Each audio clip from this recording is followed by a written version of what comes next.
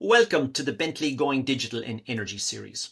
In this episode, I'm joined by Ashley Fee, Product Marketing Manager at Bentley, to talk about what it really takes to build and maintain resilient energy infrastructure. Now, resilience is becoming harder to achieve. Assets are aging, and extreme weather events are putting more and more pressure on our energy systems than ever before. Ashley and I will get into how advanced infrastructure-specific design and simulation tools are helping engineers design for real-world conditions, and not just what's on paper. We'll also look at how integrating performance data, IoT data into digital twins is helping teams move from reactive maintenance to more risk-based, reliability-centered strategies that cut down downtime and extend asset life. In short, we're talking about how resilience starts at the design stage and continues right through the full digital life cycle of an asset. So with that, here's my chat with Ashley. Ashley, how can resilience be addressed at the design stages of new energy infrastructure projects? That's a great question. So, resilience and robustness have to be baked in from the very beginning during the design stage. So, getting it right when designing energy assets really comes down to a combination of factors. Fundamentally, the right tools. So, ones that not only optimize the design of the structure, but also operate within the digital twin environment. So, that fully contextual awareness is key. For example, say when designing an oil or gas platform or a geothermal facility, engineers need to ensure that the design meets the correct standards and codes, but also that it integrates seamlessly with the rest of the asset to ensure there are no clashes or items within proximity that maybe shouldn't be, that it's all really easily maintainable, and that they understand how every component fits within the broader system. So, tools that are built for this kind of integrated design allow teams to work within real world context, like terrain, subsurface data, and surrounding infrastructure.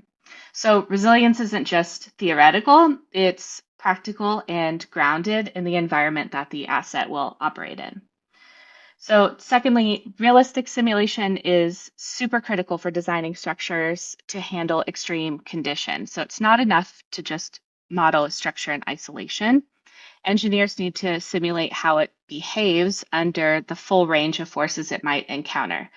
So, say for something like an offshore wind turbine, that means accounting for the highest likely wind speeds, the forces of waves during a storm, and even earthquakes.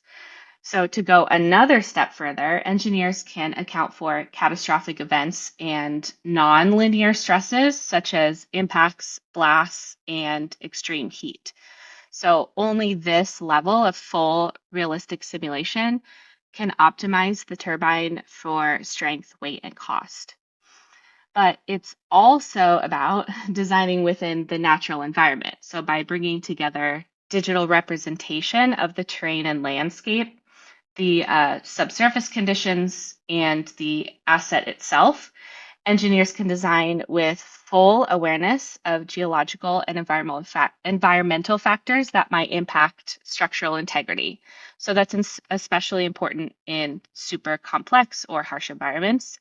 And when you can simulate how the seabed interacts with the foundation of an offshore wind turbine, for instance, you're not just designing for today, but you're really building in a long-term resilience. Now, to make it a bit more real for folks, can you share any real life example of this being done? Yeah, so the China Three Gorges offshore wind farm in the Bohai Sea is a really great example of this.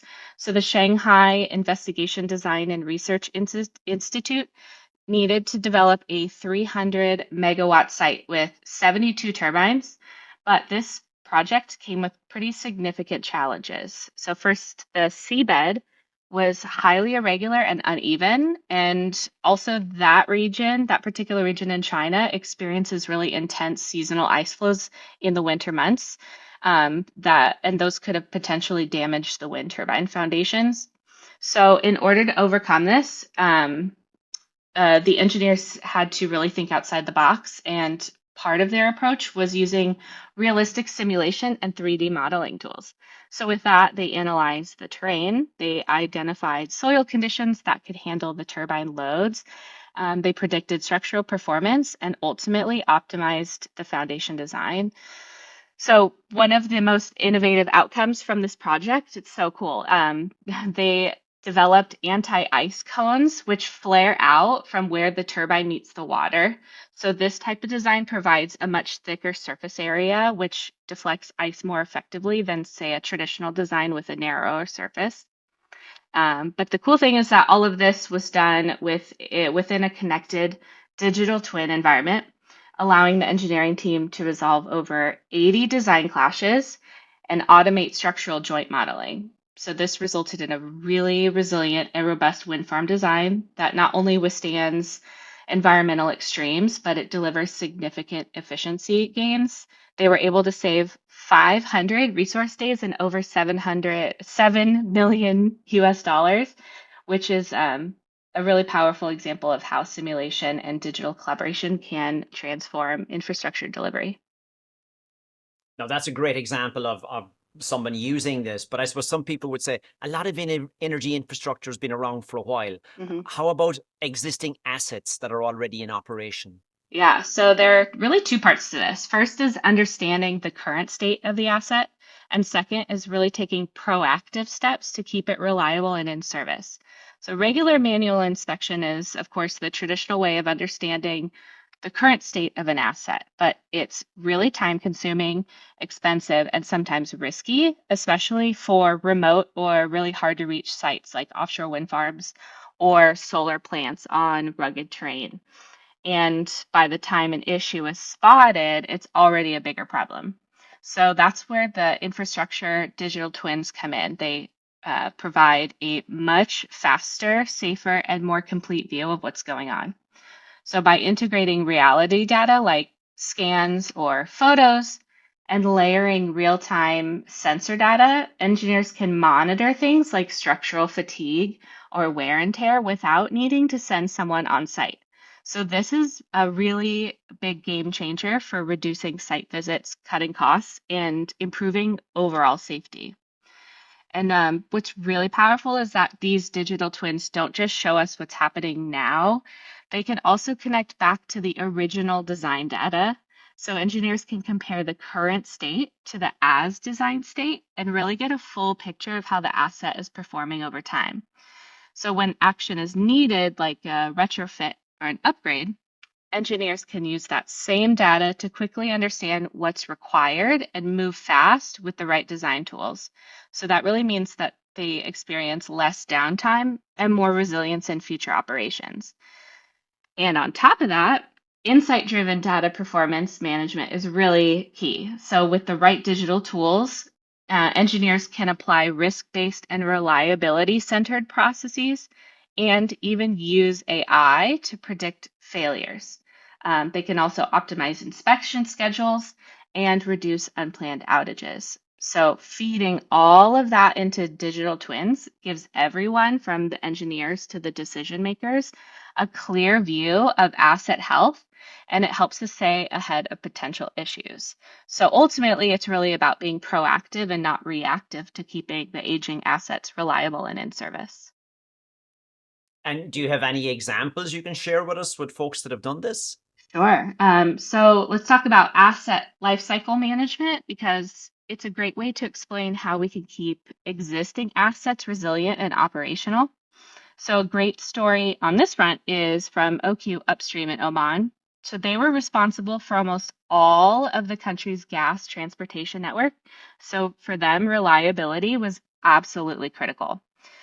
They really wanted to avoid shutdowns and failures, so they turned to digital technologies to help optimize the reliability and performance of their many energy assets. So, what they did was adopt a centralized digital platform that gave them a single source of truth for all of their stakeholders to collect, share, and analyze the asset data in one place. So, that visibility was really key.